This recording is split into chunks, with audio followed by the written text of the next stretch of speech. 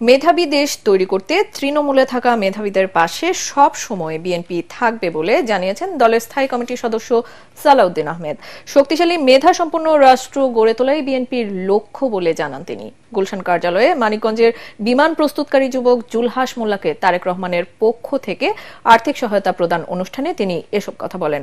অনুষ্ঠানে বিশেষ অতিথি হিসেবে উপস্থিত ছিলেন মানিকগঞ্জ জেলা বিএনপি সভাপতি আফরোজা খান অমৃতা। সালাউদ্দিন আহমেদ বলেন, প্রতিভাবানদের খুঁজে বের করার মাধ্যমে বিএনপি মানবতার কল্যাণে ও মেধার বিকাশের সক্রিয় ভূমিকা পালন করবে এবং ভবিষ্যতে রাখবেন। সেটার একটা যখন রাষ্ট্র মেধাবীদের দ্বারা পরিচালিত হবে, সেই রাষ্ট্র কখনো বহির্ভূত পরিচালিত হবে না।